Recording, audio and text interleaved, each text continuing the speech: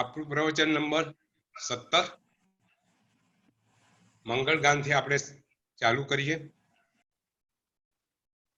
મંગલમ ભગવાન વીરો મંગલમ ગૌતમ પ્રભુ મંગલમ સ્થૂલિભદ્રાધ્યાય જૈન ધર્મોસ્તુ મંગલમ શિવમસ્તુ સર્વજગતઃ પરહિત નિરતા ભવન્તુ ભૂતગણા દોષા પ્રયાન્તુ નાશમ સર્વત્ર સુખી ભવતુ લોકાઃ.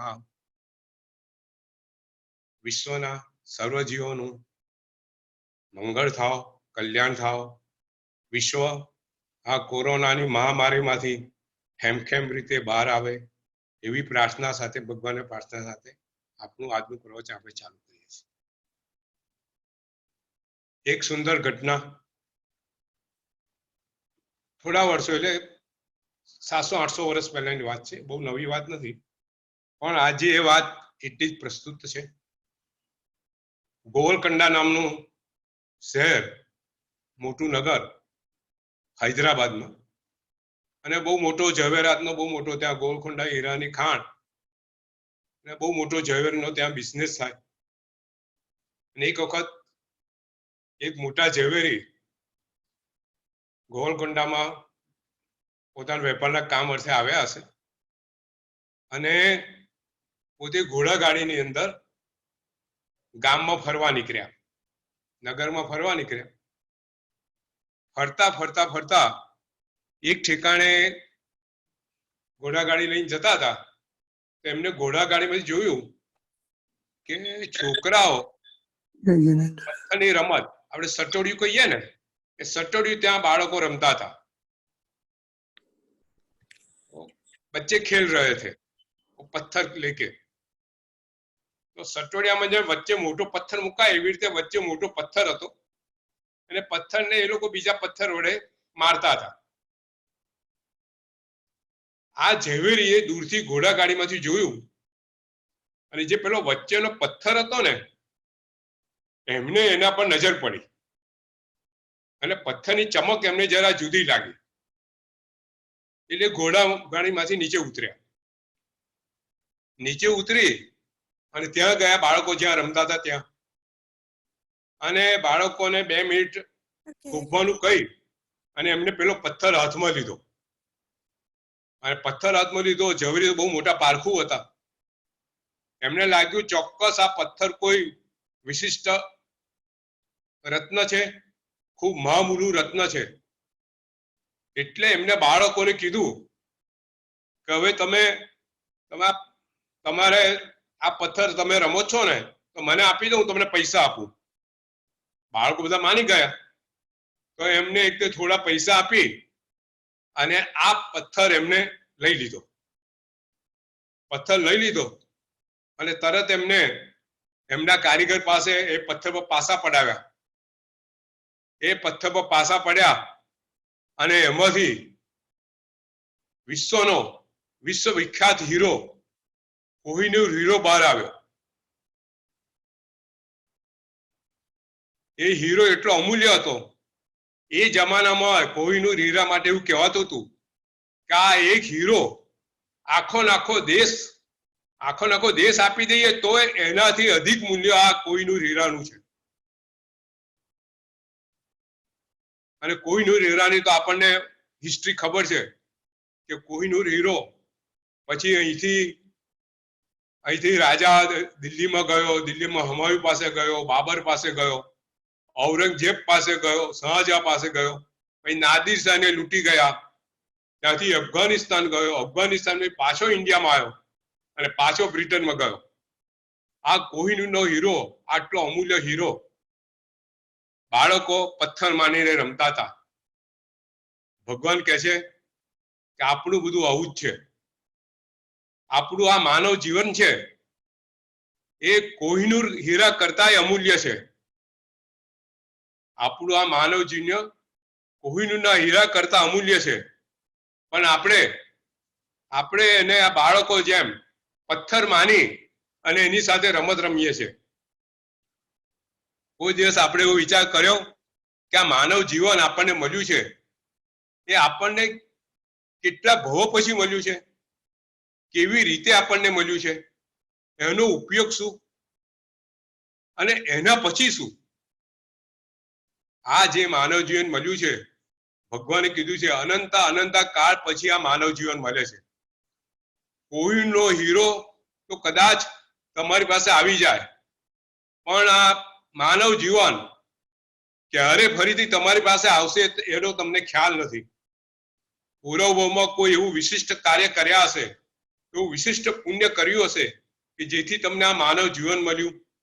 માનવ જીવનમાં એનાથી અતિ દુષ્કર એવો જૈન ધર્મ મળ્યો તમને, અને જૈન ધર્મ મળ્યા પછી અતિ દુષ્કર એવું તમને એનો સ્વાધ્યાય ભગવાન એ બધું તમને મળ્યું. આ બધી વસ્તુની કિંમત સમજો, નહીં તો માનવ જીવન આ બાળકની માફક, બાળકો જે પથ્થર માને રમતા હતા એમ આખું જીવન પસાર થઈ જશે, અને અંતની અંદર આપણને ખ્યાલ આવશે કે આખું જીવન આ માનવ જીવન જે અમૂલ્ય હતું એ પથ્થર માનીને પસાર થઈ ગયું, અને હવે આપણી પાસે કશું રહ્યું નથી. ભગવાન ગૌતમ સ્વામીને વારંવાર કહેતા હતા, શું કહેતા હતા? હે ગૌતમ, એક સમયનો પણ તું પ્રમાદ ના કરીશ. આ માનવ જીવનની કિંમત ભગવાન ગૌતમ સ્વામીને વારંવાર કહેતા હતા. ગૌતમ સ્વામીને કેમ કહેતા હતા? ગૌતમ સ્વામી દ્વારા સમગ્ર જીવને કહેતા હતા, જીવ સૃષ્ટિને કહેતા હતા કે આ એક એક ક્ષણ બહુ જ મૂલ્ય છે, બહુ જ કિંમતી છે, એને તું પ્રમાદ ના કરીશ. આજે આપણી દશા જુઓ, આપણું આખું જીવન ક્યાં જાય છે, શેની પાછળ જાય છે? આપણે આપણા માનવ જીવનની કિંમત ખરેખર રાખી છે? આપણને જે માનવ જીવન જેના માટે મળ્યું છે, આપણું માનવ જીવન આપણા દોષોને દૂર કરવા અને ગુણોનો ગુણાકાર કરવા, દોષોની બાદ બાકીને ગુણોનો ગુણાકાર, એ માનવ જીવનનું કર્તવ્ય છે. એ કર્તવ્ય તરફ આપણે આગળ વધતા નથી, અને છેલ્લે આપણા દોષો વધતા જાય છે, ગુણોનો કોઈ ગુણાકાર થતો નથી. ગૌતમ સ્વામી ભગવાન મહાવીર સામે ઉભા છે, એમને આત્માનું અસ્તિત્વ વિશે એ માનતા નથી, એમનું મિથ્યાત્વ જુઓ. આપણા માનવ જીવનમાં આપણે જે કાઢવાનું છે, મિથ્યાત્વ કાઢવાનું છે, સમ્યકતા લાવવાનું છે.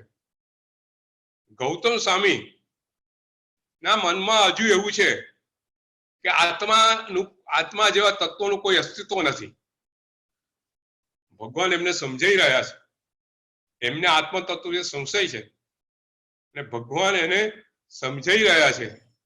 પહેલા તો એને સમજાયું કે તું જે આ તારું અજ્ઞાન છે, આ સંશય છે, એ જ આત્મા છે જે આ જ્ઞાન રૂપ છે. પછી એમને સમજાયું કે આત્મા જ આ શરીરનો કર્તા છે, આ શરીરનો કર્તા, ઉપયોગ કરતા, શરીરને બનાવવા વાળો, શરીરને ભોગવવાળો, એ બધો જ આત્મા છે. એ રીતે તું આત્માનું અસ્તિત્વનો સ્વીકાર કર. આગળ જતા ભગવાન મહાવીરે ગૌતમ સ્વામીને કીધું કે તું જે આ સંશય કરે છે, આ તારો જે સંશય છે કે જગતમાં આત્મા છે કે નહીં, જે સંશય છે એ જ આત્માનું અસ્તિત્વ બતાડે છે. આપણે ગઈ વખત આ વાત કરતા હતા કે ભાઈ સંશય હો કે આત્મા છે કે નહીં, એનો અર્થ જ કે આત્મા છે. ગૌતમ સ્વામી ઘણા એમાં વાદ કરે છે, ઘણા ભગવાનને પ્રશ્નો કરે છે કે ભાઈ સંશય હોય તો ગધેડ માથે સિંગડું આપણે સ્વીકારીએ કે ભાઈ ગધેડ માથે સિંગડું છે, સંશય કરીએ તો શું ગધેડ માથે સિંગડું એવું ગધેડું હોય? ત્યારે ભગવાન કહે છે કે સંશય આપણે વસ્તુનો કરીએ છીએ, એના સંબંધનો નહીં. ગધેડું છે અને સિંગડું બંને છે એટલે આપણે સંશય કરીએ છીએ. એટલે ગધેડું સિંગડું બંને અસ્તિત્વ ધરાવે છે. આ અસ્તિત્વ બંને ધરાવે છે એટલે એનો સંશય થાય છે. જો બંને અસ્તિત્વ ન ધરાવતા હોત તો આપણે બંનેમાંથી કોઈનો સંશય ના કરત. એમ સંશય દ્વારા બી ભગવાન ગૌતમ સ્વામીને સમજાવે છે. અને છેલ્લે ભગવાન કહે છે ગૌતમ સ્વામી પૂછે છે કે તમને આ શું આત્મા પ્રત્યક્ષ દેખાય છે? તો કેવી રીતે? અને ત્યારે ભગવાન કહે છે કે હે ગૌતમ, જે રીતે મને તારા મનના સંશય પ્રત્યક્ષ દેખાય છે એ રીતે મને આત્મા પ્રત્યક્ષ દેખાય છે. તમે જુઓ, આખો જે ગંધર્વાદ છે ને, આપણે એક એનાલિસિસ કરીએ, એક પૃથક્કરણ કરીએ કે આખો જે ગંધર્વાદ છે ને, 11 જે ગંધર છે એમના જે સંશયો છે ને, એ બધા વસ્તુ છે ને અપ્રત્યક્ષ છે. કોઈ વસ્તુ દેખાતી નથી સંસારમાં. ધારો કે આત્મા, તો આત્મા દેખાતો નથી. કર્મ, તો કર્મ દેખાતું નથી. પાપ અને પુણ્ય એ દેખાતું નથી. સ્વર્ગ અને નરક એ દેખાતું નથી. બંધ અને મોક્ષ એ દેખાતો નથી. નિર્જરા એ કોઈ દેખાતું તત્વ નથી. તમે સમજો કે જે 11 ગંધર્વોનો જે સંશય છે ને, એમાંનો કોઈ બી વસ્તુ આપણી ઇન્દ્રિયોથી કોઈ વસ્તુ ગ્રાહ્ય નથી. અને આજે જે વિજ્ઞાન છે ને, કઈ વસ્તુને માને? જે ઇન્દ્રિયોથી ગ્રાહ્ય હોય એને. બરાબર છે? આજનું સાયન્સ જે 11 ગંધર્વોને જે વાતનો સંશય છે, આજનું સાયન્સ માનતું નથી. આજનું સાયન્સ આત્માના અસ્તિત્વ નથી માનતું, કર્મને નથી માનતું, પુણ્ય પાપને નથી માનતું, સ્વર્ગ નરકને નથી માનતું, બંધ મોક્ષને નથી માનતું. જે 11 ગંધર્વ સંશય છે એ સંશય અથવા એ જ વાત આજે વિજ્ઞાનની છે. હવે ભગવાન એને કેવી રીતે સમજાવે છે તમે સમજો. આખી એક ચાવી છે આ ગંધર્વવાદમાં છે ને. એક સુંદર મજાનું આ મોટું તાળું છે કે આ કોઈ બી પ્રત્યક્ષ કોઈ બી વસ્તુ દેખાતી નથી તો એને કેવી રીતે જાણવી. દાખલા તરીકે આપણને બુદ્ધિ દેખાતી નથી, બરાબર ને? આપણે કે સામે ભાઈ આ કેટલો બુદ્ધિશાળી છે, तो આપણે बुद्धि જોઈ શકીએ છીએ ખરા? नीलम बहन, आप किसी की इंटेलिजेंस देख सकते हो? नहीं अंकल, नहीं देख सकते. नहीं, इंटेलिजेंस हम देख नहीं सकते हैं, लेकिन उसका अनुमान तो जरूर कर सकते हैं. हाँ. बराबर है? बराबर. ये आदमी इंटेलिजेंट है, ये डॉक्टर बना तो इंटेलिजेंट है, और ये 10वीं भी पास नहीं हुआ तो उसमें बुद्धि नहीं है. बराबर है? जो बुद्धि दिखती नहीं है उसको हम अनुमान से हम उसको देख सकते हैं प्रत्यक्ष. भाई बुद्धि तो है, बराबर है? तो कैसे हमने अनुमान किया? तो देखो, भगवान ने 3 चीज बताई. जो चीज नहीं दिखती है, जो चीज प्रत्यक्ष नहीं है, आंखों के सामने नहीं है, इंद्रियों के सामने नहीं है, उसको 3 तरह से उसका अस्तित्व का शिकार होता है. तो कैसे? तो सबसे पहले हमको उसकी अनुभूति होती है. देखो, गुलाब की सुगंध आती है तो हमको अनुभूति होती है कि सुगंध है तो गुलाब है. बराबर है? बराबर है? दूसरा, जो चीज है उसके कार्य से चीज हमारे सामने आती है. समझो, जो अगर ये लड़का बुद्धिशाली है, वो डॉक्टर हुआ तो बुद्धि से उसका कार्य हुआ डॉक्टर बनने का. बराबर है? हाँ. तो डॉक्टर बनने का जो कार्य हुआ उससे हमको क्या मालूम हुआ तो बुद्धिशाली है. जो कार्य से जो कारण है वो उसका पता चलता है. बराबर है? हमारे हाथ में मोबाइल चलता है तो हमको पता चलता है कि मोबाइल से वो कोई फ्रीक्वेंसी वाला वेवलेंथ को ग्रहण कर रहा है. हम वेवलेंथ को देख नहीं सकते हैं, हम तरंगों को देख नहीं सकते हैं, लेकिन तरंग है वो उसका अनुमान कैसे होता है? भाई तरंग तो है, उसके बगैर तो मोबाइल चलता नहीं है. तो तरंग का जो कार्य है उससे तरंग है वो हमको पता चलता है. बराबर है? देखो, जो चीज नहीं है वो भगवान उसको कैसे समझा रहे हैं? आत्मा नहीं है तो भगवान ने उसको कैसे समझाया कि भाई तुमको खुद को आत्मा का अनुभव है, जो ज्ञान है आत्मा का गुण है, तुम्हारे पास ये संशय वो ज्ञान है. बराबर है? तो इसीलिए ये आत्मा का ज्ञान है, इसीलिए आत्मा अस्तित्व है. और उसको आत्मा का कार्य क्या है ये शरीर बनाना, शरीर कौन बनाता है? तो आत्मा जीव खुद शरीर बनाता है। तो अगर अगर शरीर बनता है तो उसके पीछे कोई कारण है। तो कारण क्या है? कि जीव है, आत्मा है, वो आत्मा का अस्तित्व है। बराबर है? बराबर। फिर भगवान ने बोला कि भाई अगर मैं तुम्हारा संशय देख सकता हूं, इसी तरह मैं आत्मा भी देख सकता हूं। जो चीज प्रत्यक्ष नहीं है वो तीसरी पद्धति से प्रत्यक्ष होती है। कैसे? कोई अनुभवी के पास जाओ, कई पुस्तक में लिखा हो तब हमको पता चलता है। सूर्य की गति को हमको पता नहीं चलता है, लेकिन पुस्तक में पढ़ते हैं तब पता चलता है कि सूर्य की गति क्या है।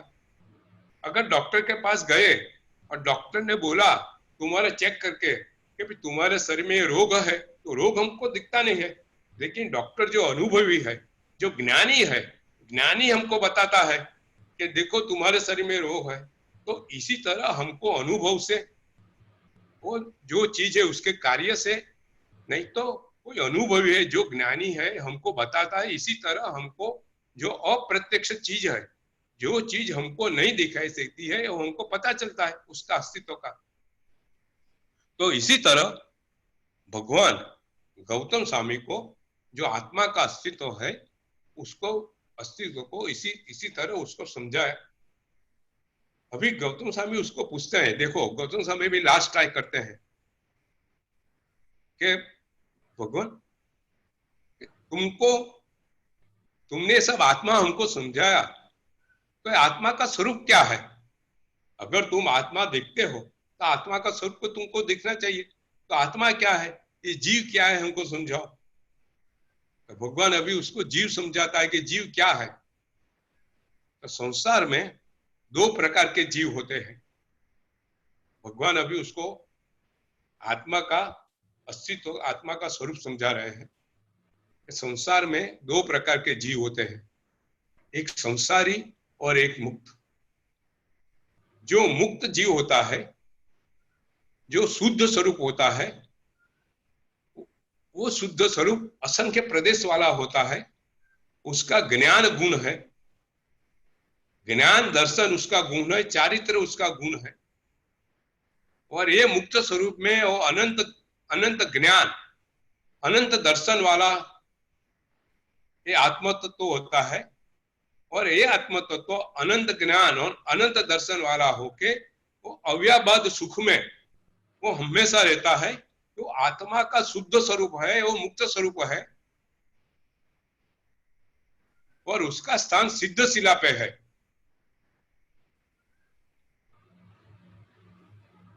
और जो दूसरा है संसारी, जो संसारी जीव है, संसारी जीव वो उसका कर्म बंधन से, वो संसार है उसका, और ये संसार का कर्म बंधन उसको अनादिकाल से है। और ये कर्म बंधन से जीव अपनी जुदी जुदी अवस्था में, जुदी जुदी अवस्था में वो रहता है। तो एकेंद्रिय है, बेन्द्रिय, तेन्द्रिय, चौरेन्द्रिय, पंचेंद्रिय। पंचेंद्रिय में तिर्यंच, मनुष्य, देव और नारकी, ये जीव के अलग अलग अवस्था है, अलग अलग पर्याय है, अलग अलग रूप है। बराबर है? जो संसारी जीव है इसी तरह विविध अवस्था में होता है। कभी गौतम स्वामी भगवान को प्रश्न करता है, देखो उसका प्रश्न बोलता है कि भगवान आप बताते हो कि जीव ये संसार में अनंत है, अलग अलग रूप में है, लेकिन वेदों में तो लिखा है कि जो आत्मा है वो एक रूप है, पूरे संसार में एक ही आत्मा है और उसके अलग अलग रूप है। तो ये बात कैसे? वेदों में समझाया है कि जो आत्मा है वो एक ही है। जैसे आकाश में चंद्र एक है और उसका प्रतिबिंब अलग अलग दिखते हैं, जैसे हर एक पानी में चंद्र का अलग अलग प्रतिबिंब दिखता है, इसी तरह ये आत्मा का स्वरूप अलग अलग दिखता है, लेकिन आत्मा तो एक ही है। कभी भगवान उसको समझाता है कि हे इंद्रबुद्धि गौतम, अगर आत्मा एक है अगर सब जीवों की आत्मा एक है तो फिर देखो भगवान का आर्गुमेंट देखो, अभी अभी आत्मा का स्वरूप की चर्चा हो रही है। इंद्रबुद्धि गौतम बताता है कि तुमने आत्मा को जो स्वरूप दिखाया है कि आत्मा अलग अलग है, अनंत आत्मा है, अनंत जीव है, लेकिन वेद में तो लिखा है कि आत्मा तो सिर्फ एक है, तो वो कैसे, तो उसमें सच्चाई क्या है? भगवान उसको बताता है। देखो जो जीव अलग अलग है, हरेक की चेतना, हरेक की चेतना अलग अलग है। जो कीड़ी की चेतना है वो मक्खी की चेतना उससे ज्यादा है, तिरंज की चेतना उससे भी ज्यादा है, पंचेंद्रिय जो है इसकी चेतना उससे भी अलग है। तो इसी तरह हर एक जीव की चेतना अलग अलग है, इसीलिए हर एक जीव अलग अलग है। बराबर है? लेकिन अंकल किस से अलग अलग है, मतलब सिर्फ पंचेंद्रिय और चौरेंद्रिय उसके उस दृष्टि से अलग अलग है, या ज्ञान और कर्मों की दृष्टि से अलग अलग है? हाँ देखो, हर एक जीव की ज्ञान का उगाड़, चेतना का उगाड़ अलग अलग होता है। क्यों अलग अलग होता है? कि उसको कर्म का बंधन अलग अलग है। हर एक जीव का खुद का कर्म का बंधन होता है। सब जीव का कर्म का बंधन एक सरीखा नहीं होता है। जो जीव जिसी तरह कार्य करता है इसी तरह उसका कर्म का बंधन होता है। तो हर एक जीव का कर्म का बंधन अलग अलग है, इसीलिए उसका चेतना का उघाड़ अलग अलग है। और ये चेतना का उघाड़ में जो विलक्षणता है वही अलग अलग जीव है। अभी भगवान उसको दूसरी तरह समझाता है कि अगर सब जीव एक है तो एक जीव को सुख का अनुभव होता है, तो हर एक जीव को सुख का अनुभव होना चाहिए। बराबर है? अगर मुझको सुख का अनुभव है तो उसी समय दूसरे जीव को भी सुख का अनुभव होना चाहिए, क्योंकि दोनों जीव एक है। तो फिर एक जीव को सुख क्यों है, एक जीव को दुख क्यों है?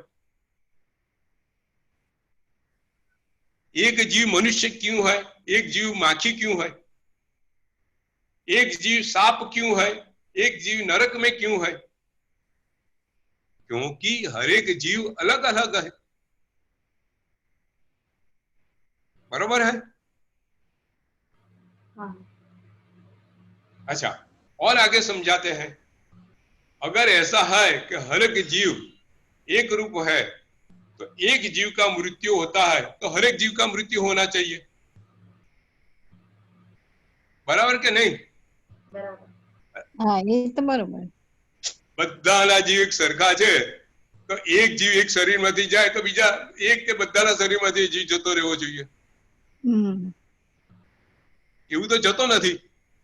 તો એનો શું થયો કે આ સંસારમાં જીવો અનંતા છે। બરોબર। આપણે જે જીવ સ્વરૂપ વર્ણવ્યું છે એના જે બેઝિક કન્સેપ્ટ છે એની આ ચર્ચા થઈ રહી છે। હવે કોઈનો પ્રશ્ન નથી અહીંયા ને? નીતિના સમજાય એવી વાત છે ને કે આ સંસારમાં જીવો અનંતા છે, બધા જીવો એક નથી। હવે ગૌતમ સ્વામી બીજો પ્રશ્ન કરે છે કે હે ભગવાન,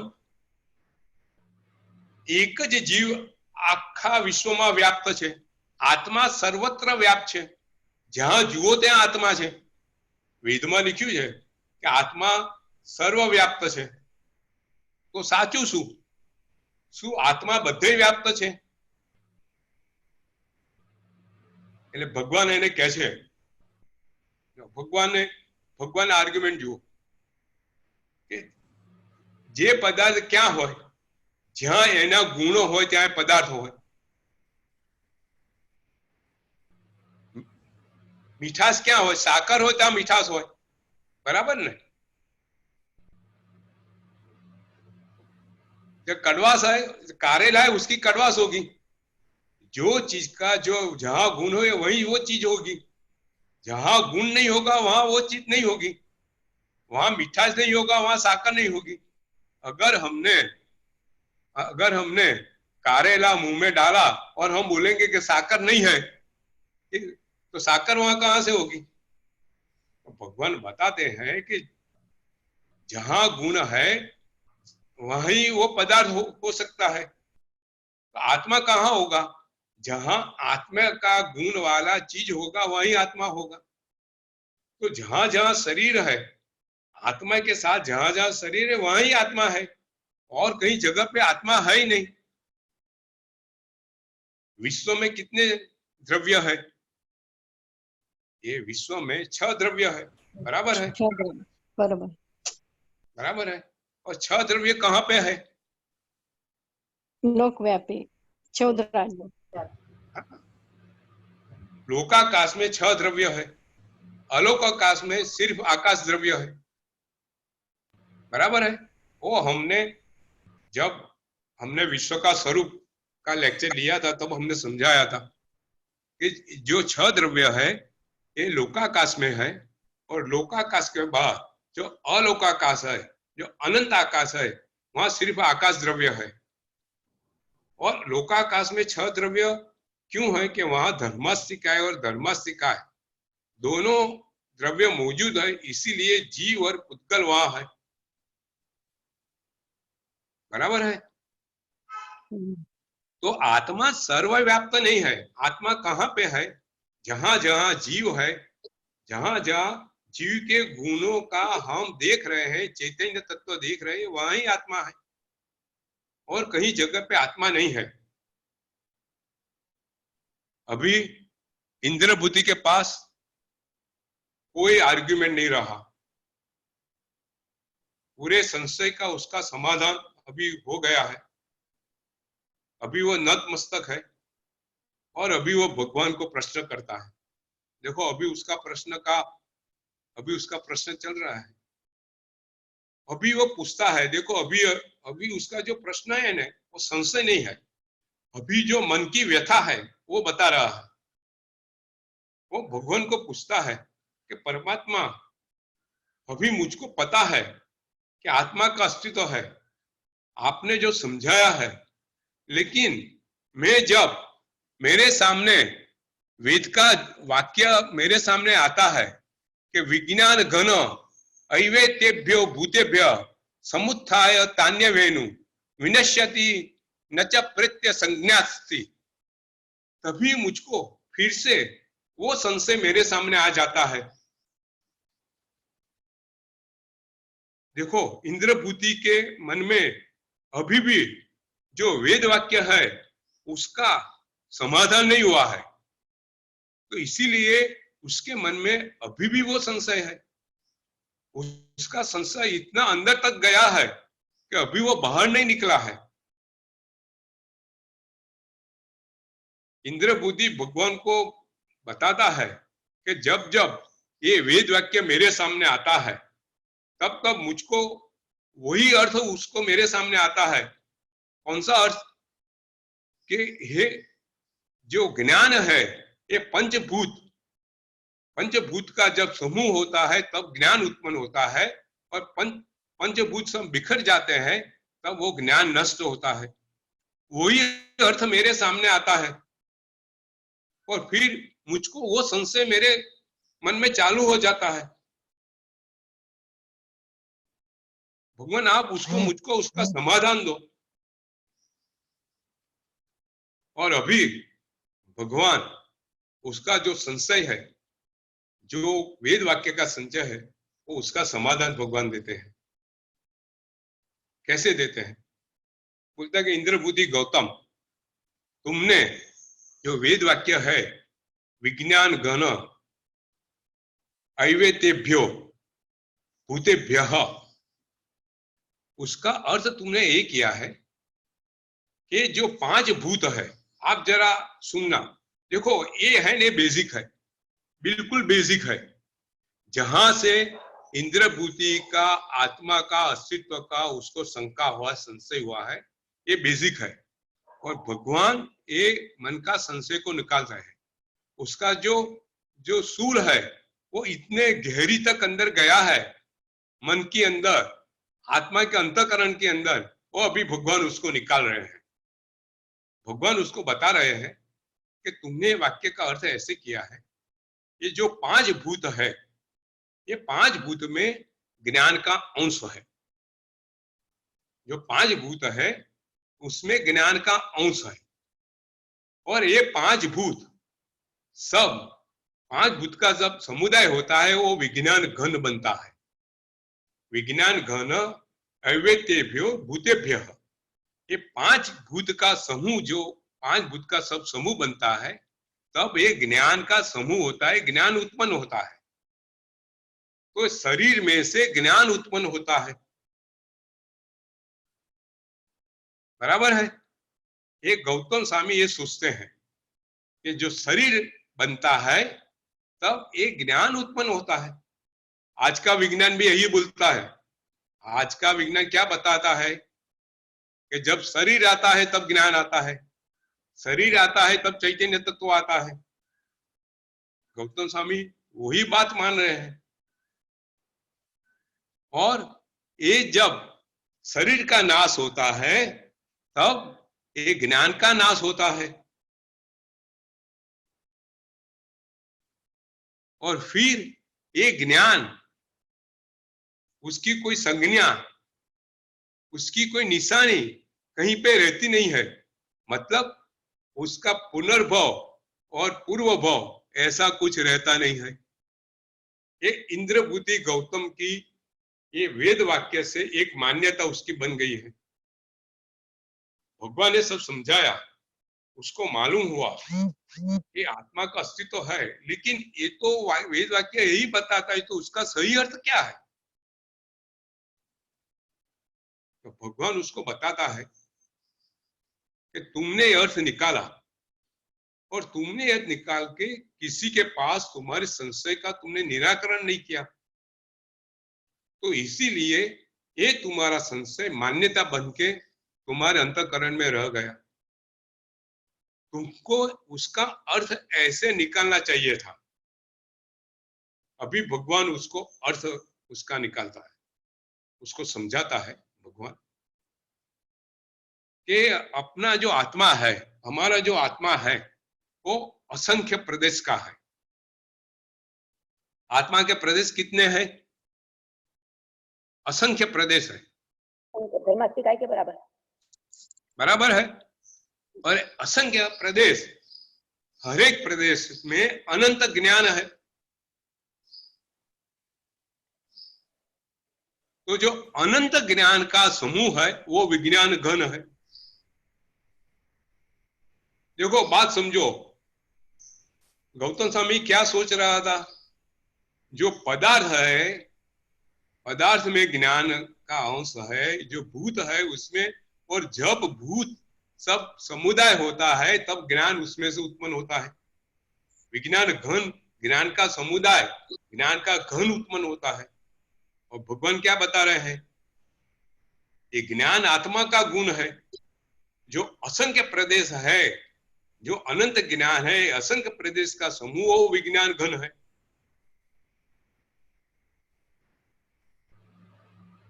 बराबर है।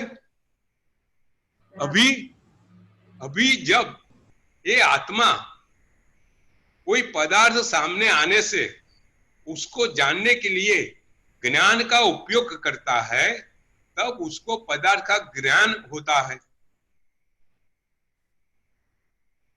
समझाओ, हमारे सामने एक पुस्तक आया तो हम सोचेंगे ये क्या है? ये पुस्तक है। तो पुस्तक का जो शब्द का ज्ञान आया, कब आया? हमने वो ज्ञान का उपयोग किया। हमारे सामने कोई आदमी खड़ा है, हम सोचेंगे आदमी कौन है? अरे ये तो रमेश है। तो हमने ज्ञान का उपयोग किया, तब हमको पता चला कि रमेश है। बराबर है, बराबर है मीनाक्षी बहन? हाँ बरोबर बरोबर। तो જ્ઞાનનો ઉપયોગ જ્યારે મૂકીએ, જ્ઞાનનો ઉપયોગ મૂકીએ ત્યારે જ્ઞાન ઉત્પન્ન થાય। જ્ઞાન તો છે જ, એના આત્મા પાસે જ્ઞાન છે, જ્ઞાન સત્તામાં છે, એ જ્યારે ઉપયોગમાં મૂકે ત્યારે જ્ઞાન ઉત્પન્ન થાય.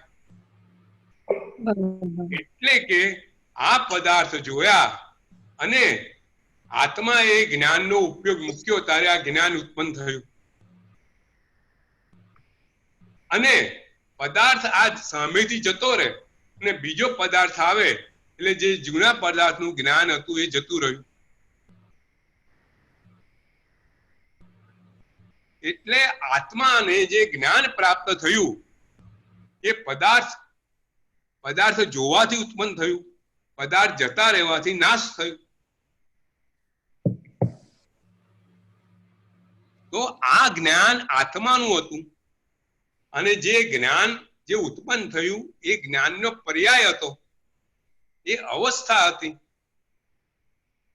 એટલે પદાર્થમાંથી જે જ્ઞાન ઉત્પન્ન થયું એ પદાર્થ પર્યાય છે. અને પર્યાય કેવો છે? પર્યાય ઉત્પન્ન થાય ને નાશ થાય. પણ આત્માના જ્ઞાનનો ગુણનો નાશ થયો તો કે ના, આત્માનો જે જ્ઞાનનો ગુણ છે એ તો ત્યાં ને ત્યાં રહ્યો. એટલે આત્મા છે, આત્મા એના જ્ઞાન પદાર્થ જોવાથી ઉત્પન્ન થાય છે, જ્ઞાનનો ઉપયોગ મૂકે છે ત્યારે એ જ્ઞાન ઉત્પન્ન થાય છે. પદાર્થ જતા રહેવાથી એ પર્યાયનો નાશ થાય છે. પણ જ્ઞાનના ગુણ રૂપે આત્મા કાયમ રહે છે.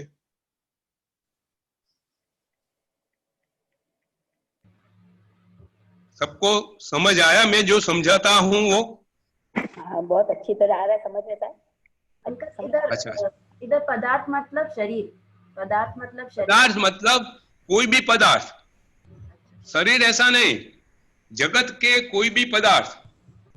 तुमको टेबल देखा और ये टेबल है ऐसा ज्ञान हुआ, बराबर है, वो ज्ञान है. ये उसको टेबल बोलते हैं, वो ज्ञान है. और टेबल सामने से चला गया, पलंग आ गया, तो टेबल का ज्ञान अभी सामने, हमारे सामने पलंग है तो अभी पलंग का ज्ञान है, हम उसको पलंग बोलेंगे. तो जगत के कोई भी पदार्थ उसका ज्ञान. जीव भी पदार्थ है, मतलब क्या? कोई भी पदार्थ, पंचभूत. जीव भी पदार्थ है पर वो दिखता नहीं है. जीव भी पदार्थ है पर वो दिखता नहीं है, हमें अरूपी है. हाँ, समझा नहीं? मैं कह रही हूँ जीव भी पदार्थ है, जीव भी हाँ. एक पदार्थ है पर वो अपने को दिखता नहीं है क्योंकि उसका रूप हाँ. नहीं है. हाँ, वो भी वो दिखता नहीं है, उसका आत्मा का हाँ. उसका अपना गुण है, अपना अलग से गुण है. यूँ कह रहे हैं आप ना? हाँ हाँ हाँ, जो दिखता नहीं है, जो पदार्थ जो अरूपी है, ऐसे पदार्थ भी है जो अति सूक्ष्म है, वो दिखता नहीं है लेकिन उसका भी ज्ञान होता है. तो कोई भी जगत के कोई भी पदार्थ का ज्ञान का उपयोग रख के वो ज्ञान हुआ, वो आत्मा का गुण है. पंकज भाई, अभी भगवान उसको समझाता है कि देखो इंद्र बुद्धि गौतम, तुम्हारे मन में ये है कि ज्ञान पदार्थ में उत्पन्न होता है, ज्ञान की उत्पत्ति पदार्थ में है, लेकिन पदार्थ में ज्ञान का गुण नहीं है. पदार्थ तो सब जड़ है, ज्ञान का गुण तो सिर्फ आत्मा में है. तो ज्ञान आत्मा में उत्पन्न होता है, आत्मा में नाश होता है, क्योंकि आत्मा का गुण है. पंकज भाई, हाँ, આપણે એટલે આત્માએ વિજ્ઞાન જ્ઞાનનો ઉપયોગ કરીને જ્ઞાન મેળવ્યું. हाँ, बिल्कुल. એટલે તમે જે કીધું વિજ્ઞાન ગણ, 5 ભૂતોથી વિજ્ઞાન ગણ બન્યું છે, એટલે આત્માએ વિજ્ઞાન ગણનો ઉપયોગ તો કરવો જ પડે જ્ઞાનને ગ્રહણ કરવા માટે. हाँ, ભગવાન આત્મા જ્ઞાનનો વિજ્ઞાન ઘન એટલે આત્મા પોતે. અચ્છા, આત્મા પોતે જ્ઞાનમય છે, પોતે પદાર્થમાં જ્ઞાન નથી. સમજો, પદાર્થને ખબર નથી કે હું કોણ છું. ખુરશીને ખબર છે કે હું કોણ છું, ખુરશી વિચાર કરે છે કે હું કોણ છું, બરાબર છે. એટલે પદાર્થમાં જ્ઞાન નથી. ઇન્દ્રભૂતિને એવું ખબર છે કે પદાર્થમાં જ્ઞાન છે, એ જ્ઞાનનો અંશ પદાર્થમાં છે, એટલે બધા પદાર્થો ભેગા થાય છે એટલે જ્ઞાન ઉત્પન્ન થાય છે. પણ ભગવાન કહે છે પદાર્થમાં કોઈ જ્ઞાન જ નથી. જ્ઞાન આત્મામાં જ છે, પણ જ્ઞાન મેળવે ક્યારે આત્મા? જ્યારે જ્ઞાનનો ઉપયોગ કરે ત્યારે. ડોક્ટર છે, ડોક્ટર સામે દર્દી આવ્યો, એને બધું જ્ઞાન છે બધા રોગોનું, પણ દર્દી આવ્યો, દર્દીને તપાસે અને પોતાના જ્ઞાનનો ઉપયોગ મૂકે એટલે ખબર પડે કે કયો રોગ છે. ત્યાં સુધી જ્ઞાનનો ઉપયોગ ના કરે તો ખબર ના પડે. આપણે ધારો કે બાળક પરીક્ષામાં બેઠું હોય, બરાબર, એને બધું વાંચેલું છે, બરાબર છે, આખી ચોપડી વાંચેલી છે, ગણિતના બધા દાખલા એને સોલ્વ કરેલા છે, પણ એ દાખલો આવ્યો એને ત્યારે એનો જ્ઞાનનો ઉપયોગ કરીને દાખલો સોલ્વ કર્યો, બરાબર છે. જ્ઞાનનો ઉપયોગ કર્યા વગર એ દાખલો સોલ્વ થયો નહીં, એટલે જ્ઞાનનો ઉપયોગ તો મૂકવો જ પડે, બરોબર છે. અને એ જ્ઞાનનો ઉપયોગ મૂક્યો એટલું એનું જ્ઞાન એ વખતનું. ભલે આખા એલ્જીબ્રાનું એને જ્ઞાન હોય, આખા અંક ગણિતનું જ્ઞાન હોય, એ એની સત્તામાં છે, પણ જ્યારે જે દાખલો સોલ્વ કર્યો એ એનું જ્ઞાન એ વખતનું, એ જ્ઞાનનો ઉપયોગ. બરોબર. જો આ મુખ્ય વસ્તુ છે. આજે આપણે ઇન્દ્રબુદ્ધિ ગૌતમને આત્માના અસ્તિત્વનું બધું તર્કથી સમજાવી, બધી વાત બરોબર છે, પણ આજે ઇન્દ્રબુદ્ધિ ગૌતમ પૂછે છે કે આ જે મુખ્ય વાક્ય છે એનો મને અર્થ સમજાવો. અને ભગવાન એને હવે અર્થ સમજાઈ રહ્યા છે કે તું જે જ્ઞાન પદાર્થમાં જુએ છે, પાંચ ભૂતો કયા કયા? કે પૃથ્વી, અગ્નિ, જળ, વાયુ ને આકાશ. એ પાંચમાં તું જ્ઞાન જોઈ રહ્યો છે, જ્ઞાનનો અંશ જોઈ રહ્યો છે, એમાં જ્ઞાન ઉત્પન્ન થાય છે એ જોઈ રહ્યો છે, પણ ખરેખર જ્ઞાન આત્મામાં ઉત્પન્ન થાય છે. અને આત્મામાં ક્યારે ઉત્પન્ન થાય છે? જ્યારે આત્મા જ્ઞાનનો ઉપયોગ મૂકે છે ત્યારે.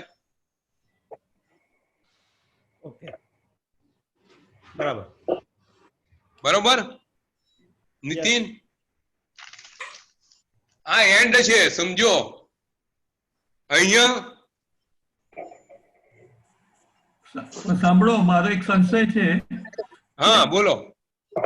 આત્મા પાસે જ્ઞાન બરોબર છે, અનંત જ્ઞાન છે, બરાબર. હવે એ જ્ઞાન સરખું ના હોય ને મારે ડોક્ટર નો રોગ તપાસવો હોય તો મને ખબર ના પડે. ખ્યાલ નહીં આવ્યો. એટલે હું જ્ઞાનનો ઉપયોગ મૂકું ધારો કે, અને કોઈ દર્દી મારી પાસે આવે કે મારી પાસે રોગ કયો થયો તો મને ખબર ના પડે. કારણ કે તારી પાસે બહુ સીધી વસ્તુ છે નીતિન, બધાનું જ્ઞાન સરખું નથી. કેમ? કારણ કે આત્મા પર કર્મનું આવરણ છે.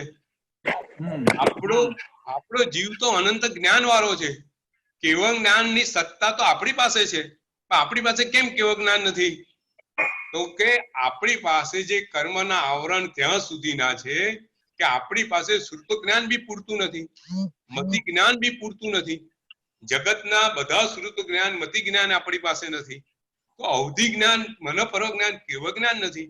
તો આપણે જે આત્માના કર્મના આવરણો છે, જ્ઞાનાવરણીય કર્મ, દર્શનાવરણીય કર્મનું જે આવરણ છે, એનાથી આપણો જ્ઞાનનો ઉઘાડ અમુક અંશ પૂરો થયો છે.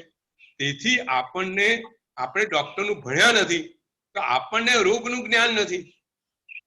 આપણની પાસે આત્માનું એ જ્ઞાન નથી કે સામે વળી જોતા જ આપણે એના શરીરનું જ્ઞાન થઈ જાય, એના આત્માનું. જો અહીંયા જુઓ, બહુ સરસ પ્રશ્ન છે.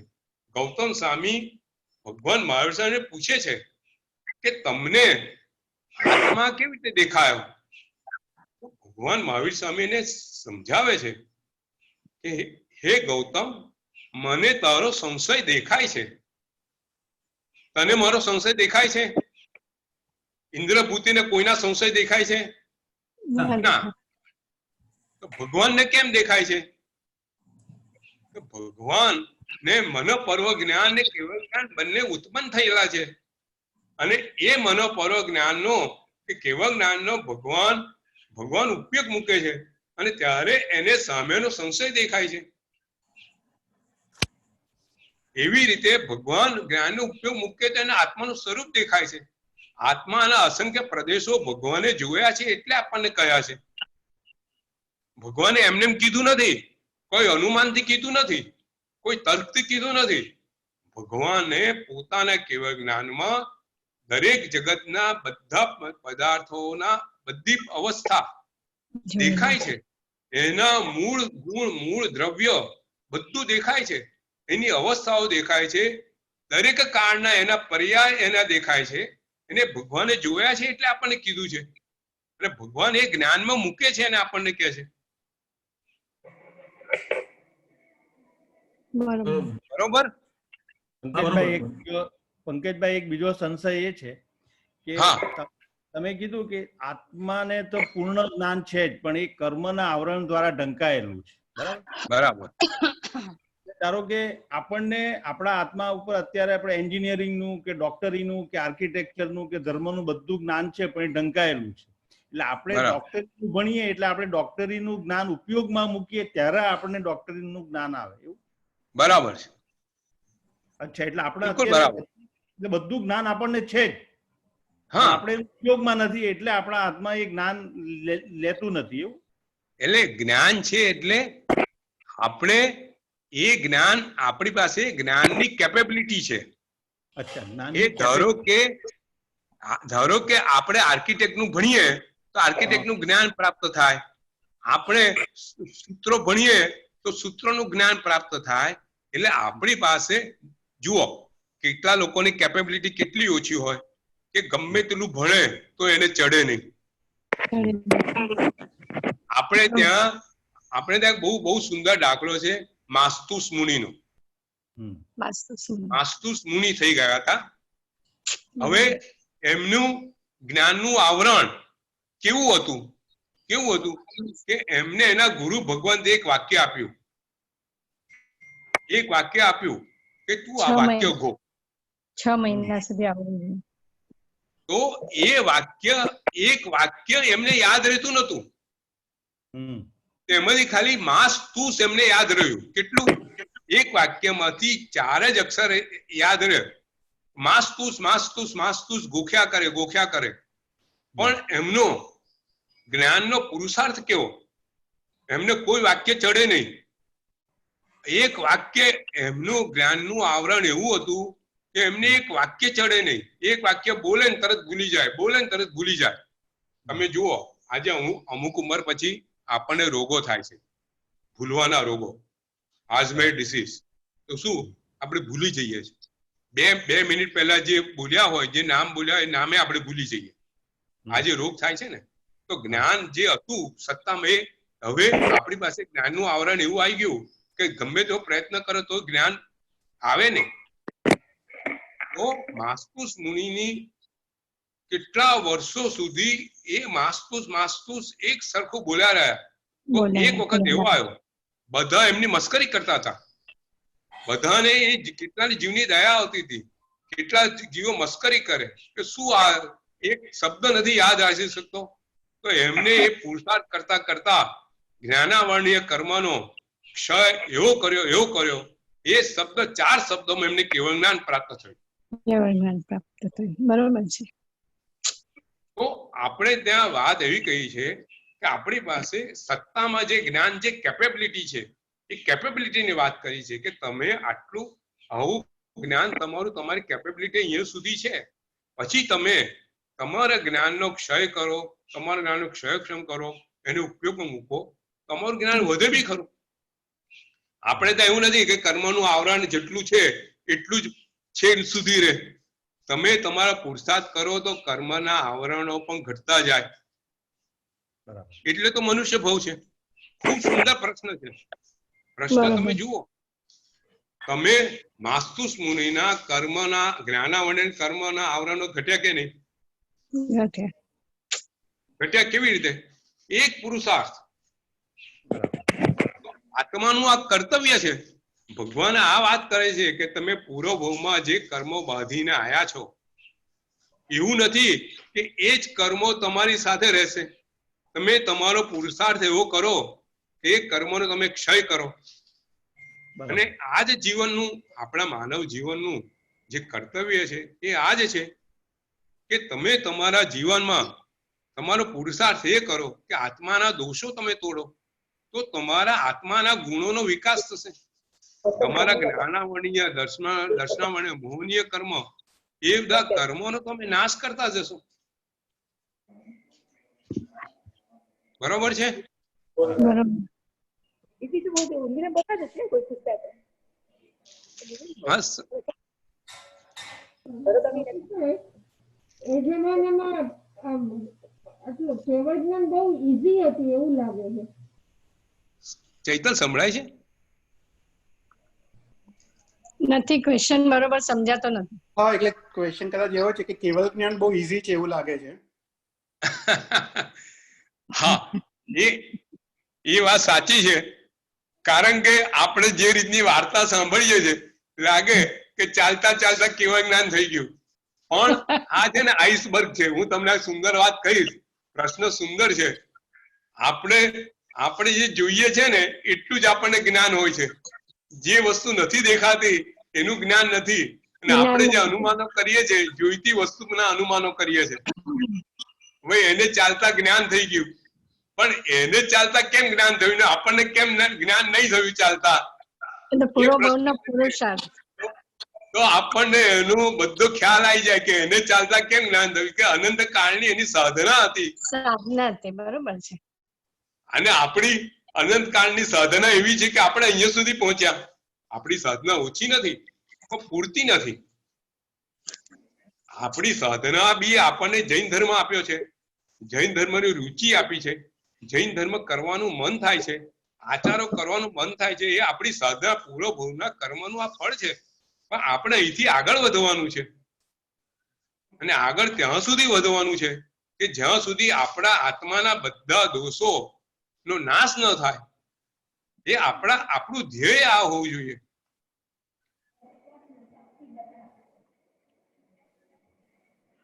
હવે ઇન્દ્રભૂતિ ગૌતમ પાસે કોઈ સંશય નથી. એમના દરેક પ્રશ્નનું સમાધાન થઈ ગયું છે. હવે લાગે છે આ જીવનમાં જે કઈ છે હવે આજ પરમાત્મા મારે છે. મારે કોઈની બી પાસે રહેવાનું હોય તો હવે એમની પાસે જ રહેવાનું છે. અને ઇન્દ્રભૂતિ ગૌતમ ત્યાં જ ભગવાનને કહે છે કે ભગવાન તમે મને સ્વીકારી લો. મારું જે મિથ્યાત્વ હતું, મારી જે જૂઠી માન્યતાઓ હતી આપે દૂર કરી છે. મારા 50 વર્ષનો સંશય જે અંદર ઘૂસી ગયેલો ભગવાન આપે દૂર કર્યો છે. આપ ખરેખર સર્વજ્ઞ છો અને તમે મને દાસ તરીકે સ્વીકારી લો. અને ઇન્દ્રભૂતિ ગૌતમ એની સાથે એમના 500 શિષ્યો ભગવાન પાસે એ જ વખતે દીક્ષા ગ્રહણ કરે છે. અને ભગવાન એમને પ્રથમ ગણધર તરીકે આરૂઢ કરે છે. બોલો ગૌતમ સ્વામી ભગવાન કી જય. ગૌતમ સ્વામીનો ગુણ જુઓ, આપણને આશ્ચર્ય થાય. તમને નાની વાત કરું કે ગૌતમ સ્વામીએ ભગવાનને એમ દીક્ષા લેતા પહેલા કેટલા પ્રશ્નો કર્યા. એમની કોઈ વાત માનતા નથી. તમે જુઓ છેલ્લે સુધી એમના સર્વજ્ઞા પર સંજ્ઞા કરે છે, સંશય કરે છે કે તમે મને આ બધું જૂઠું તો કહેતા નથી. આપણે ગઈ વખત વાત કરી હતી કે આ ખરેખર તમે સર્વજ્ઞ છો કે મને બનાવટ કરો છો? તમે બધું મને જૂઠું તો કહેતા નથી. તો ભગવાન કહે છે કે સર્વજ્ઞ જે હોય એ ક્યારેય જૂઠું ના બોલે, કારણ કે રાગ દ્વેષ ને મોહને એને જીતી લીધેલા છે. અને એ જ ગૌતમ સ્વામી, એ જ ઇન્દ્રભૂતિ ગૌતમ દીક્ષા લીધા પછી પોતે વિચાર કરે છે. જો આ બહુ સુંદર વાત છે. ભગવાન એને કીધેલું, શું કીધેલું કે તે આ સંશય કોઈને કીધો નહીં, એથી તે તારા જીવનના આટલા વર્ષ બગાડ્યા. બરાબર ને? એને મિથ્યાત્વ કેટલા વર્ષ સુધી રહ્યું? 50 વર્ષ સુધી મિથ્યાત્વ રહ્યું ને. આત્માનું અસ્તિત્વ નથી એવું એના મનમાં કેટલા વર્ષો સુધી રહ્યું? જીવનના 50 વર્ષ સુધી રહ્યું. અને આ સંશય જો ભગવાને એને પૂછ્યો નથી. જુઓ મિથ્યાત્વ એમનું કેવું હતું, અભિમાન કેવું હતું, એ સંશય કોઈને પૂછતા નતા અને ભગવાને એને સંશય જોઈને કીધો. તો ભગવાન કહે છે કે તે આ સંશય કોઈને પૂછ્યો નહીં તારા અભિમાનને કારણે, અને એ કારણે તારું મિથ્યા તો આવું રહ્યું.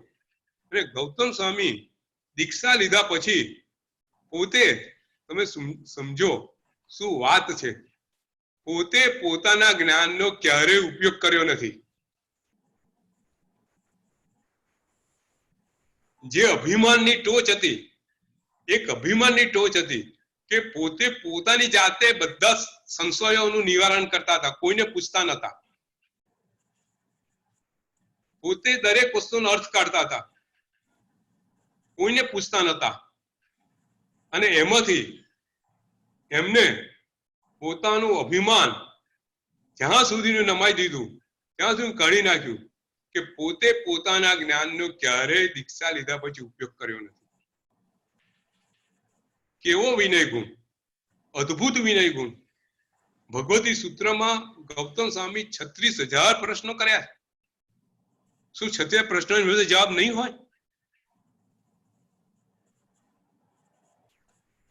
એમને ક્યારેય પોતે પોતાની રીતે પ્રશ્નનો જવાબ, જ્યાં ભગવાનની હાજરી હોય તો પહેલા ભગવાનને પૂછે.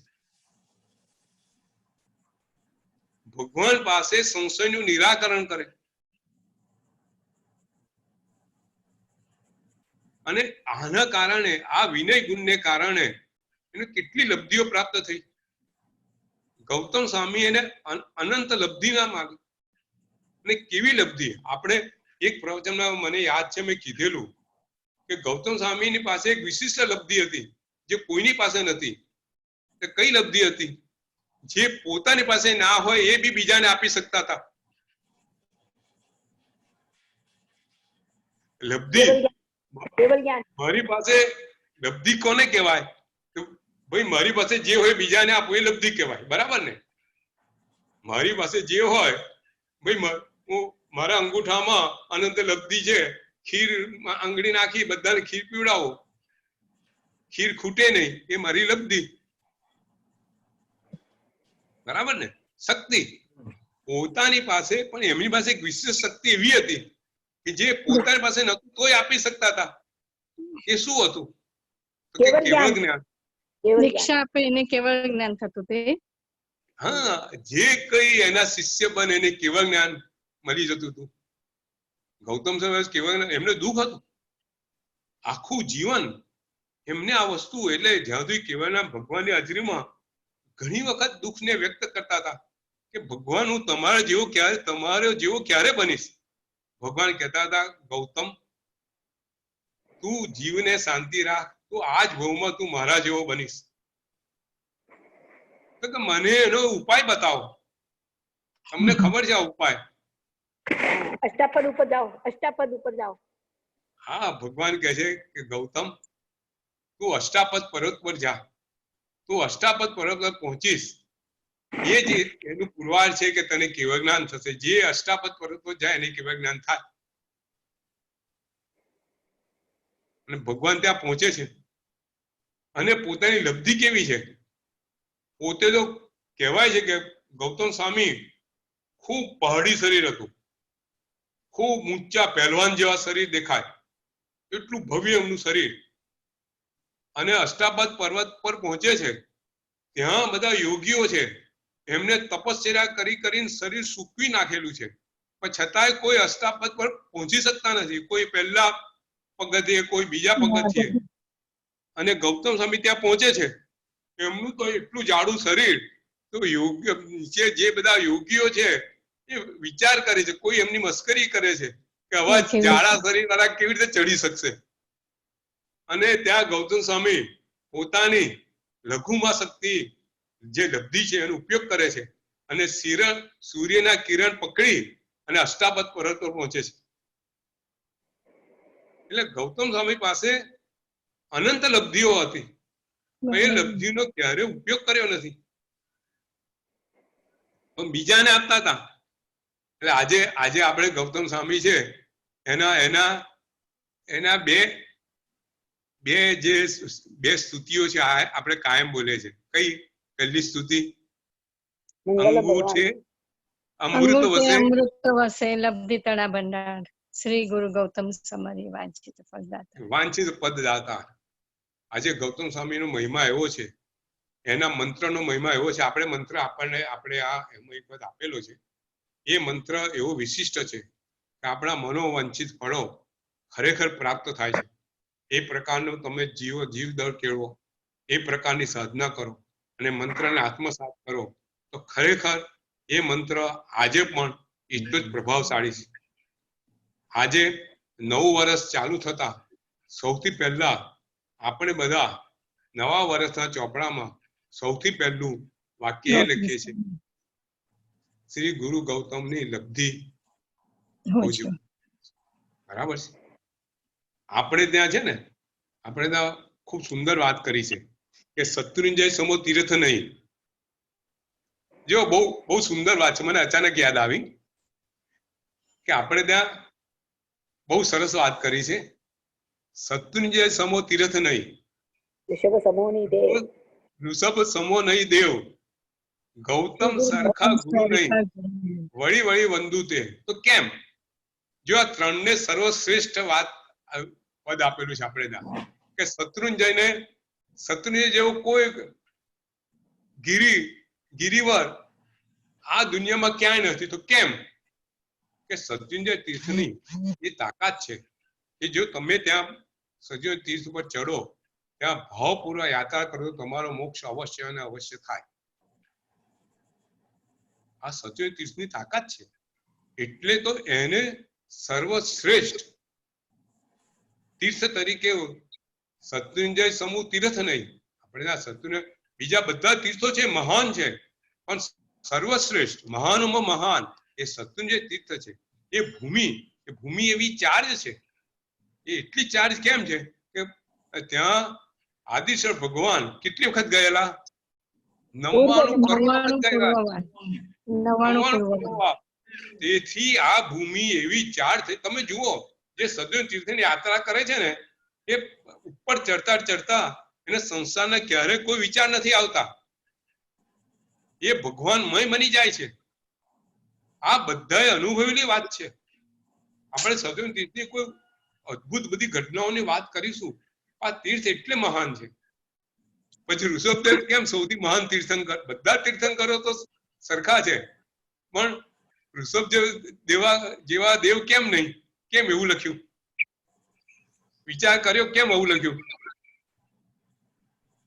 શત્રુંજય સમ તીર્થ નહીં, રીખવ સમા નહીં દેવ. તો કેમ? તો જુઓ, રીખવદેવ ભગવાન ની વિશિષ્ટતા શું કે એમના પરિવારના બધાને એમને કેવળ જ્ઞાન આપ્યું. બરાબર છે. એમની માતા, એમના 100 પુત્ર. બરાબર છે. એમની વિશિષ્ટતા, એમના પરિવારનો કોઈ સભ્ય કેવળ જ્ઞાન વગર બાકી નથી રહ્યો. તમે જો એટલું નહીં, એમની પેઢી દર પેઢીએ બી કેવળ જ્ઞાન આવતું રહ્યું. અજીતનાથ ભગવાન સુધી એમની પેઢી ચાલી છે. લાખો વર્ષ સુધી ધર્મ, લાખો વર્ષ સુધી ભગવાન ઋષભદેવને ટક્યો છે, લાખો અબજો વર્ષ સુધી. એટલે ઋષભદેવ સમા દેવ નહીં. અને ગૌતમ સરખા ગુરુ કેમ નહીં? ગૌતમ સ્વામી પાસે જે નતું એ પણ લોકોને એ આપતા હતા. આ વાક્ય અચાનક નજર સામે આવ્યું. આપણે ગૌતમ સ્વામી આજે ગૌતમ સ્વામી દીક્ષા લીધી, 500 શિષ્યો સાથે દીક્ષા લીધી, ભગવાનના ગણધર બન્યા, અને પછી હજુ 10 ગણધર બાકી છે. આવતી વખતે અગ્નિભૂતિ આવશે. અગ્નિભૂતિ એટલે ઇન્દ્રપૂતિના નાના ભાઈ. જો ઇન્દ્રપૂતિની દીક્ષા લઈ ત્યારે કેટલા વર્ષની ઉંમર હતી? 50 વર્ષની. 50 years. ભગવાન મહાવીર કરતા કેટલા વર્ષ મોટા? 8 વર્ષ. અરે ભગવાને કેવળ જ્ઞાન થયું 42 વર્ષની ઉંમર હતી. ગૌતમ સ્વામીની 50 વર્ષની. બરાબર. હવે ભગવાન 30 વર્ષ કેવળ જ્ઞાનમાં વિચર્યા. 72 વર્ષની ઉંમરે એમનું નિર્વાણ થયું. ગૌતમ સ્વામી 30 વર્ષ સુધી સદમસ્તક કાળમાં રહ્યા, એટલે કે મનોપર્વ જ્ઞાન સુધી રહ્યું. પણ 30મે વર્ષે ભગવાનનું જયારે નિર્વાણ થયું ત્યારે એમને કેવળ જ્ઞાન પ્રાપ્ત થયું. બરાબર ને? એ તો બધાને ખબર છે. આપણે ગૌતમ સ્વામીના કિસ્સા આપણે લેવા નથી, એમના જીવનના પ્રસંગો બધું, કારણ કે આપણે ગંધર્વ વાત તરફ આગળ જઈએ છીએ. પણ મેઇન વાત પછી એટલે 80 વર્ષની ઉંમરે એમને કેવળ જ્ઞાન પ્રાપ્ત થયું. કેટલી વર્ષની ઉંમરે? 80 વર્ષ. તો વિચાર કરો, કોઈ જીવને 80 વર્ષની ઉંમરે કેવળ જ્ઞાન પ્રાપ્ત થાય. કેવળ જ્ઞાન એમને પ્રાપ્ત થતું નથી, સપક શ્રેણી મારવાની હોય છે. શરીરની એવી તાકાત હોવી જોઈએ. એમનું બી જે સંઘયન હતું, કયું હતું? વૃષભ નારદ સંઘયન હતું. વૃષભ નારદ પહેલું સંઘયન હતું. અને સમચોરસ સંસ્થાન હતું. ઉત્તમમાં ઉત્તમ એમનું શરીર હતું. આપણે જે પરિભાષા છે, શ્રેષ્ઠ શરીરનું બંધારણ હતું, શ્રેષ્ઠ શરીરનો આકાર હતો. એને કેવળ જ્ઞાન 80 વર્ષની ઉંમરે થયું. ને પછી કેટલા વર્ષ રહ્યા? પછી 12 વર્ષ, 92 વર્ષની ઉંમરે નિર્વાણ પામ્યા. દરેક ગણધર ભગવાન નિર્વાણ પામતા પહેલા છેલ્લો 1 મહિનો એ સમલેખના કરે છે, અણસણ કરે છે. છેલ્લો 1 મહિનો આહાર પાણીનો ત્યાગ કરી ને પોતે જાતે જીવ છોડે છે અને મોક્ષે જાય છે.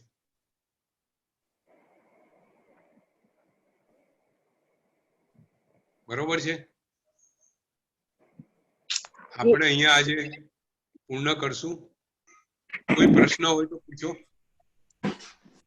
પંકજભાઈ, આપે કહ્યું કે શત્રુંજય નું એટલું મહત્વ છે, તો શત્રુંજય નદીમાં નાયો નહીં, એનો એળે ગયો અવતાર, એનો શું મતલબ છે? આહા,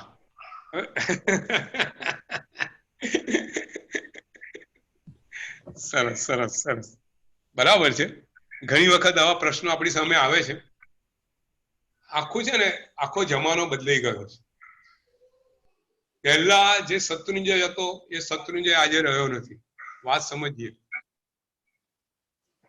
પહેલા શત્રુંજય, ગિરનાર, આજનો ગિરનાર, બધા એક જ પર્વતના સમૂહ હતા. અને શત્રુંજય નદી પહેલા રિવાજ એવો હતો કે પહેલા આવી ધર્મશાળાઓ ને એવું બધું હતું નહીં. અત્યારની જે ધર્મશાળાઓ જે બને છે, 5 સ્ટાર ધર્મશાળા, એ કશું હતું નહીં. આખો સંઘ આવે, લોકોના ટેન્ટ હોય, તંબુઓ બંધાય, તો લોકો શત્રુંજય નદીને કાંઠે એના તંબુઓ બંધાય. લાખો લોકો હોય સંઘની અંદર, દેરાસરો હોય. આપણે વાત આવે છે કે ભાઈ જે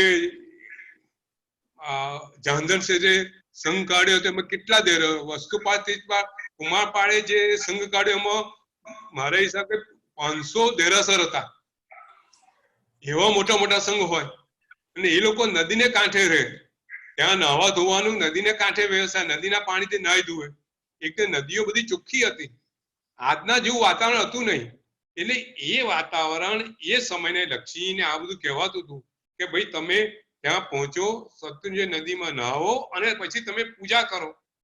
એ સંદર્ભની અંદર આ લખ્યું હતું કે શત્રુંજય નદી નાહ્યો નહીં, એનો ગયો. જે નાહે નહીં એ પૂજા ના કરે, જે નાહે નહીં એ પૂજા ના કરે. તો પૂજા ના કરે તો તમે શત્રુંજય પર જાઓ અને પૂજા ના કરો તો એનો અવતાર એળે ગયો. તો હું એવું સમજુ છું કે એ જમાનો એવો હતો કે ત્યાં આખો સંઘ શત્રુંજય નદી પર જાય, ત્યાં નાય અને પછી ત્યાંથી ભગવાનને ઉપર ચડીને સેવા પૂજા કરે. આ સંદર્ભની અંદર આ વાત કહેવાય હશે. બાકી તો બીજું બધું કોઈ વધારે કોઈ કેવળી આપણને કે આપણે જાણીએ. હવે નીલમબેન નો ગઈ વખતનો પ્રશ્ન હતો કે જે પાણીમાં જે ત્રસ જીવ છે એ કઈ ઇન્દ્રિયો? તો મેં મારા વાંચો, મેં પછી 2-4 ચોપડી હતી સુંદર જીવ વિચાર પરની, એના પર મેં વાંચ્યું. એક જીવ વિચારની ચોપડીમાં લખેલું છે કે આ બધા તરસ જીવો હોય છે અને બધા 2 ઇન્દ્રિયો હોય છે. પાણીમાં જે હલતા ચાલતા જે જીવ છે એ બધા ત્રસ જીવો, એ હલતા ચાલતા છે અને બધા બેઇન્દ્રિય છે. नीलमबेन, अंकल ये आपका जो प्रश्न था लास्ट टाइम कि कौन सी इंद्रिय है, वो बेइंद्रिय है. तो अंकल सभी एकेंद्रिय जीव स्थावर ही है या उसमें भी त्रस होते हैं? जो स्थावर है ना, सभी ये एकेंद्रिय स्थावर ही है या उसमें भी एकेंद्रिय में भी त्रस और स्थावर दोनों होते हैं या सभी स्थावर ही है? नहीं नहीं, जो पानी है खुद स्थावर है. हाँ. पानी जो अपकाय है वो स्थावर जीव है, और जो पानी में जो है वो तरसगाय जीव है, और जो तरसगाय जीव है वो बेइंद्रिय जीव है. बराबर अंकल, वो डाउट क्लियर हो गया. तो पानी खुद एक इंद्रिय जीव है, पानी खुद एक इंद्रिय जीव है, पर पानी में दो इंद्रिय जीव है. पानी जो स्थावर है वो एकेंद्रीय जीव है, उसमें स्पर्श का जीव है, उसका स्पर्श का ज्ञान है.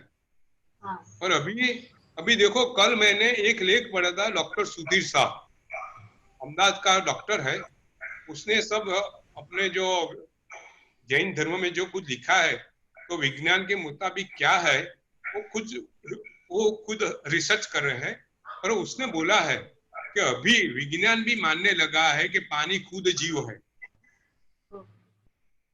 पानी के अंदर जो जीव है वो अलग है.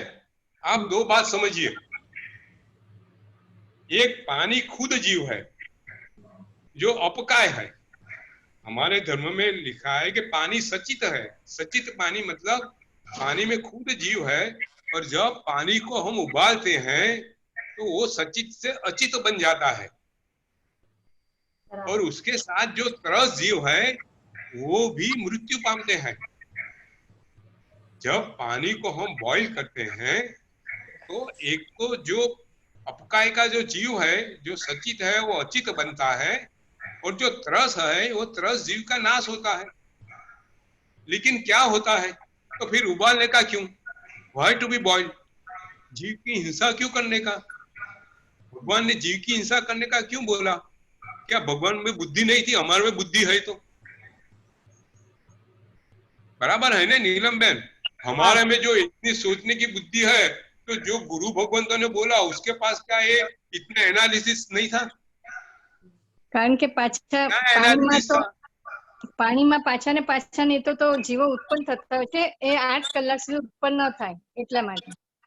જો એમાં બે વસ્તુ છે, હું કહું 3 વસ્તુ છે.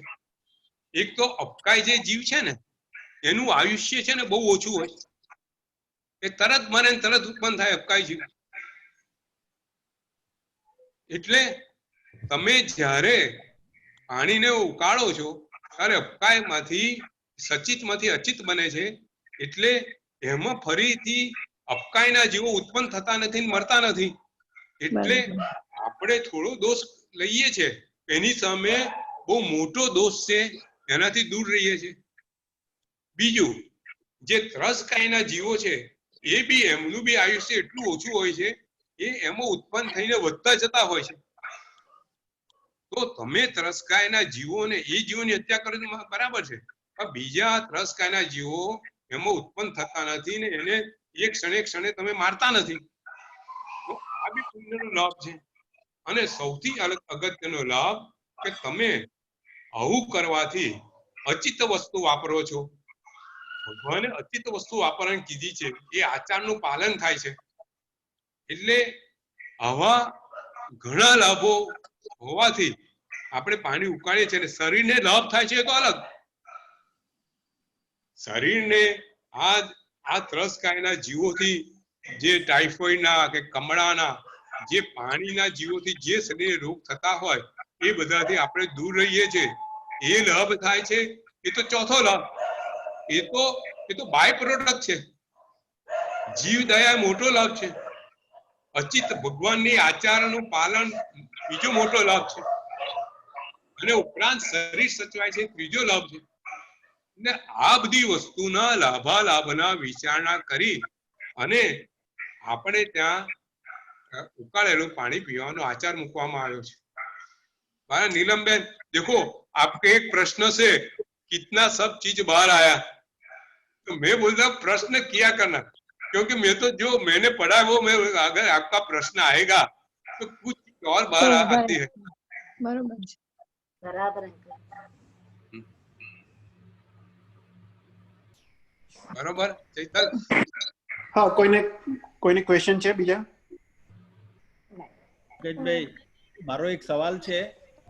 હા. તમે વચ્ચે એક વાત કરી હતી આપણે ચર્માવર્ત કાળ ને અચર્માવર્ત કાળ. બરાબર. હવે એ કાળ દરેક વ્યક્તિનો જેમ જેમ એ ધાર્મિક પ્રવૃત્તિમાં આગળ વધતો જાય એ પ્રમાણે એને એ કાળ આવે કે એ કાળ ફિક્સ હોય, એ કાળ પર આપણે એમાંથી પાસ થઈએ છીએ? ખ્યાલ આવ્યો મારો ક્વેશ્ચન? સુંદર પ્રશ્ન છે, એકદમ સરસ પ્રશ્ન છે કે ભાઈ ચર્માવર્ત કાળમાં આપણે ધાર્મિક ક્રિયાઓ કરીએ છીએ તો આપણે ચર્માવર્ત કાળમાં છીએ કે નહીં, આપણે કેવી રીતે જાણવું?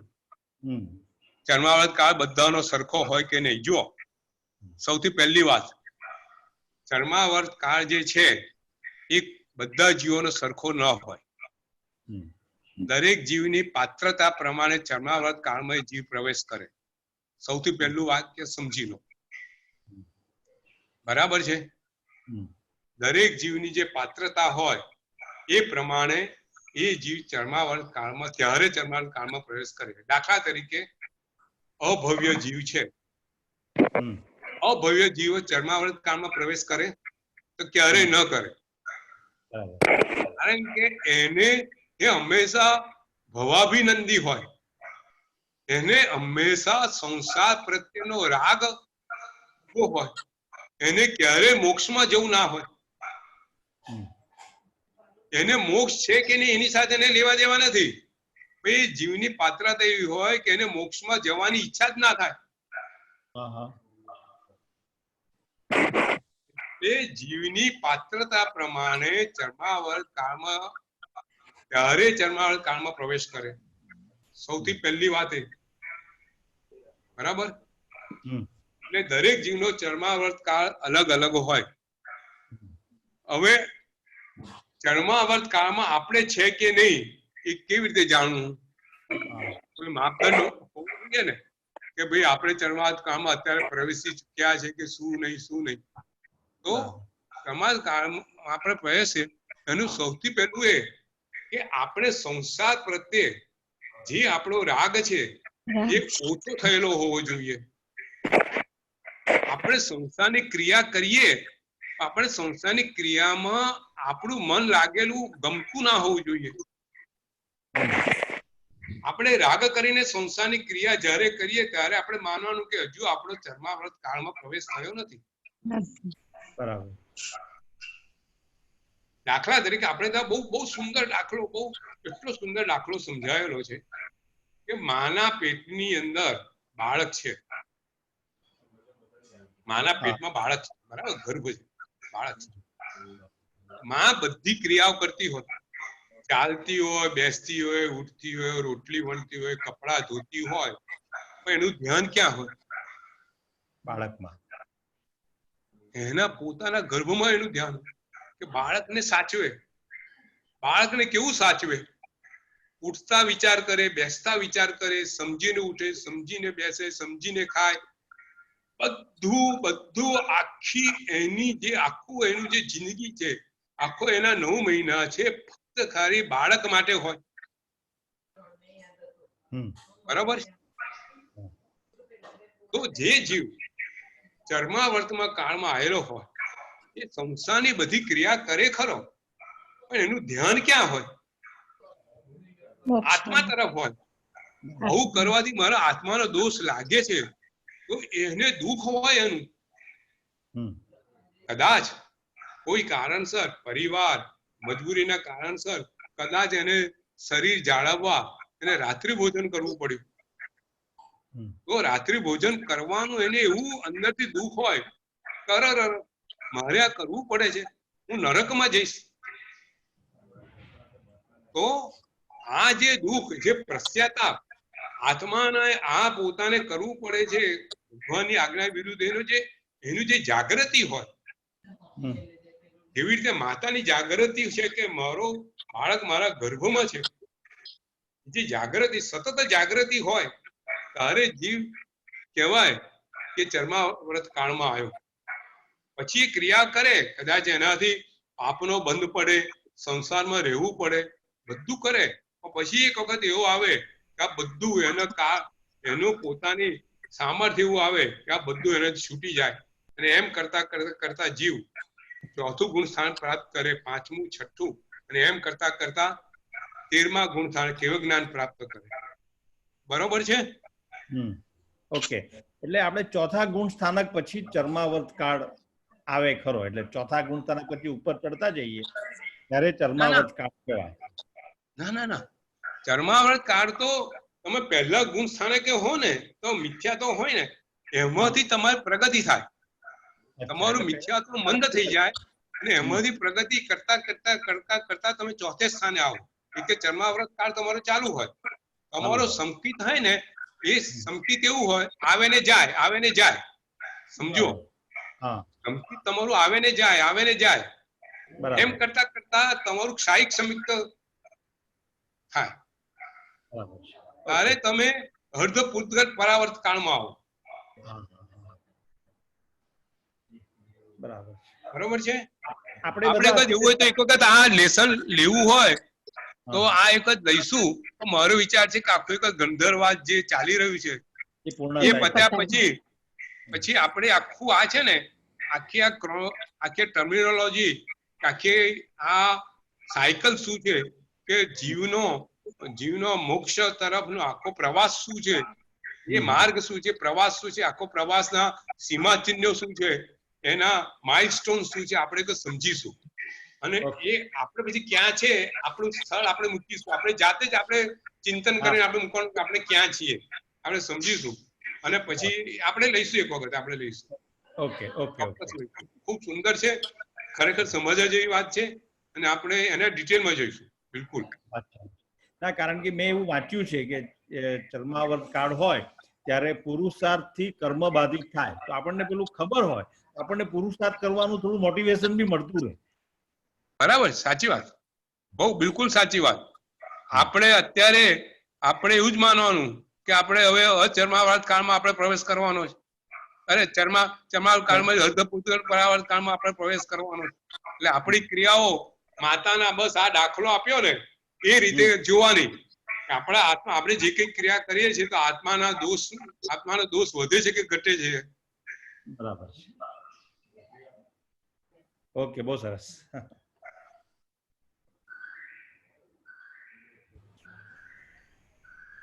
ઓકે ચૈતન? હા, ઓકે, સારું. જય જિનેન્દ્ર. જય જિનેન્દ્ર. ભગવાનની આજ્ઞા વિરુદ્ધ કઈ બોલાવ્યું? જય જિનેન્દ્ર. ખૂબ જ સરસ. જય જિનેન્દ્ર.